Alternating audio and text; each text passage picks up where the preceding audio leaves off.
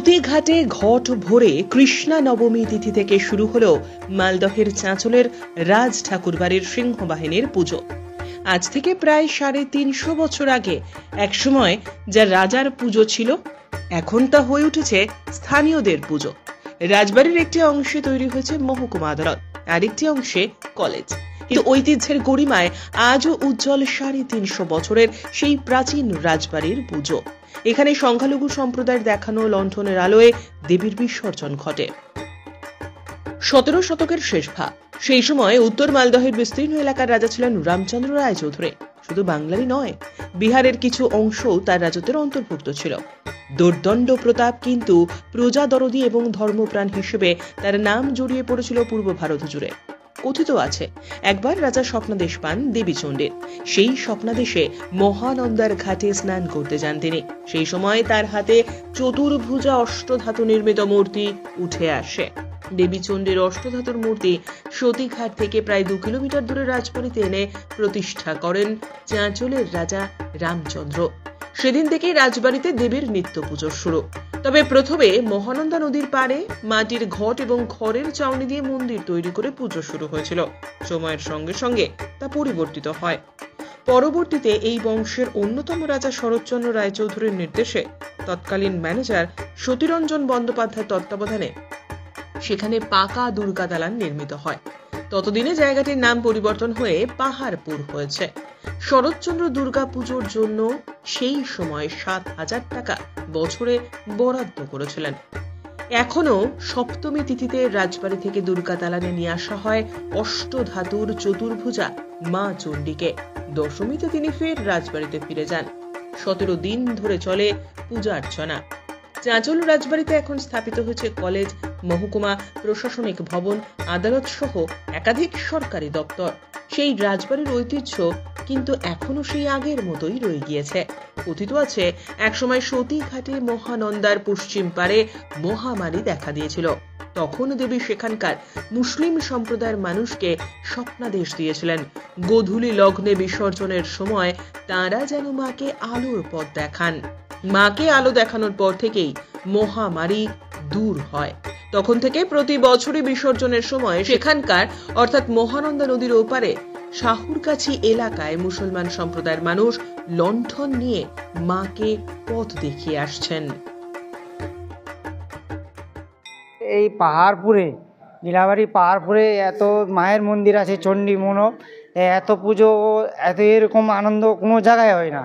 এই প্রায় ৩.৫ বছর ধরে বছরের পুজোটা হচ্ছে, কিন্তু আমাদের আত্মীয় স্বজনরা আসে, অনেক বাইরে থেকে অনেক লোক আসে, কলকাতা থেকে, মালদা থেকে অনেক বাইরে লোক আসে। এতে তো এই পুজো দেওয়ার জন্য আমাদের জম্মু কাশ্মীর থেকেও লোক এসছে। এতটা মায়ের আমাদের উজাত আছে ধারণা বাইরে এই এলাকার মধ্যে। আনন্দ হয়, খুব আনন্দ হয়। আমাদের বাচ্চা কাচ্চারা সবাই, আমাদের কুটুম স্বজনরা সবাই আসে। মেলা বসে এখানে? হ্যাঁ, মেলা বসে এখানে সবারই। ভান্ডারের কি ব্যবস্থা রয়েছে? আমাদের এখানে একটা ভান্ডারা লাগে। এই আমাদের অষ্টমীর দিন প্রসাদ তৈরি হয়। ওখানে প্রায় না হলেও যত লোক আসে কোনো নাই, আমাদের সবাই খায়। চাই ১,০০০ হোক, চাই ২,০০০ হোক, চাই ১০,০০০ লোক হোক, আমাদের কোনো দিনও প্রসাদের কোনো কমি হয় না। যত আমার নাম সঞ্জীব দাস, গিলা। এই পুজো আমরা তো শুনে এসেছি বহু পুরনো, প্রায় ৩৫০ বছরেরও পুরনো। রাজা এই পুজোটা শুরু করেছিলেন এবং রাজা মহাশয় এখানে পেয়েছিলেন সতী মহানন্দা সতীঘাটায় মায়ের মূর্তি স্বপ্নাদেশে।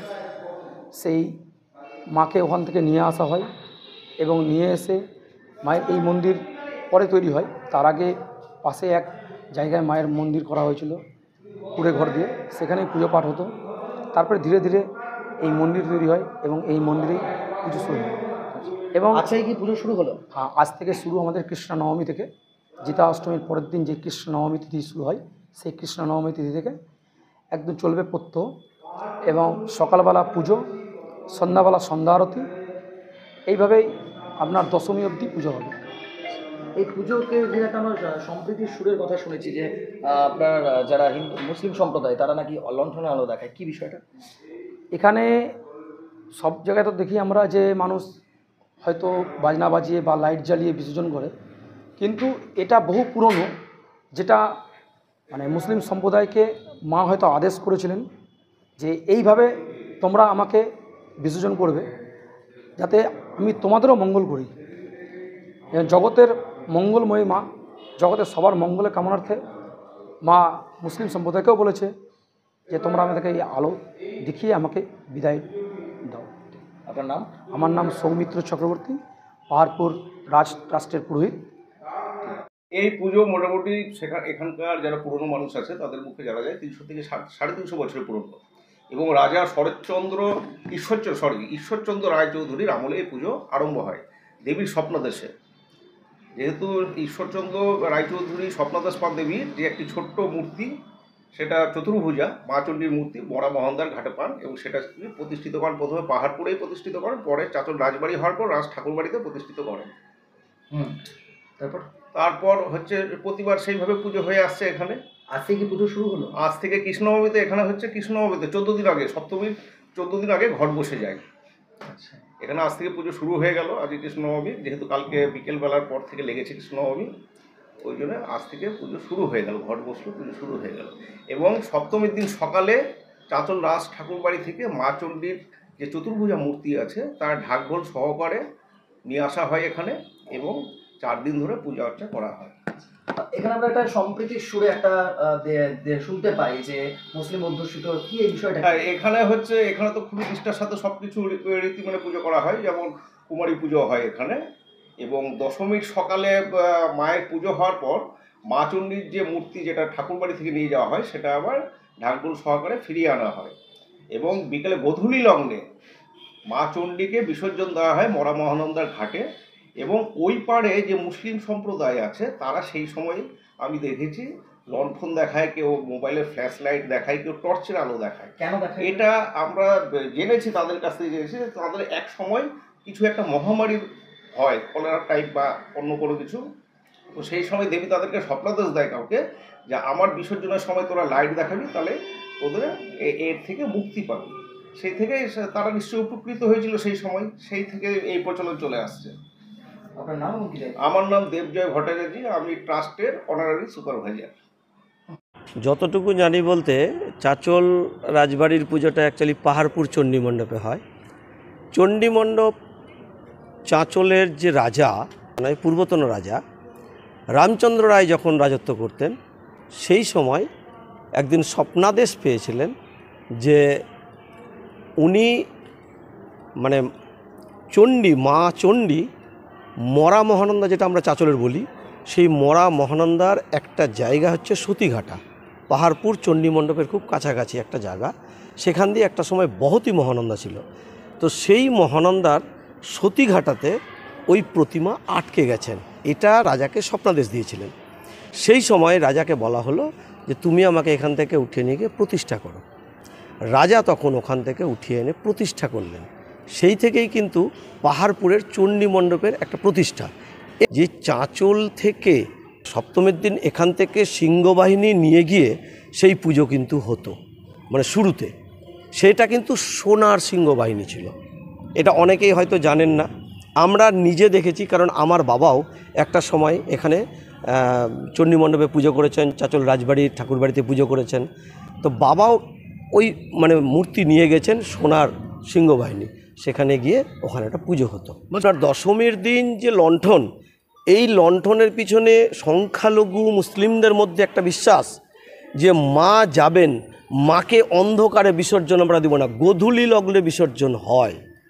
অ্যাকচুয়ালি গোধূলি লগ্নে, সূর্য ডোবা ডোবা লগ্নটা গোধূলি লগ্ন, সেই সময় কিন্তু বিসর্জন হয়।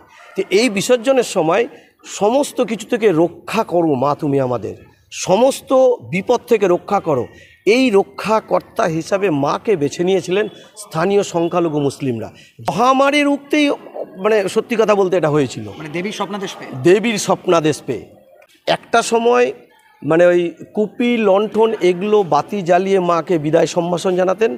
পরবর্তীতে এই লণ্ঠনটা, কেরোসিনের দাম এত মহার্ঘ হয়ে গেল, আস্তে আস্তে লণ্ঠনও মানুষের বাড়ির থেকে চলে গেল, ঘরে ঘরে বিদ্যুৎ, যার ফলে কী হয় এখন ইলেকট্রিক্যাল যে ব্যাপারগুলো, টর্চ বা ওই মোবাইল ফোন এগুলো বেরিয়েছে, এগুলো তো আছেই, কিন্তু পার্টিকুলার একদম প্রতি বছর এই দিনের জন্য লণ্ঠনকে পরিষ্কার করেন সংখ্যালঘু মুসলিমরা, সেইটাকে পরিষ্কার করে পার্টিকুলার দশমীর দিন মাকে এখনও ওনারা এই বিদায় সম্ভাষণটা জানান।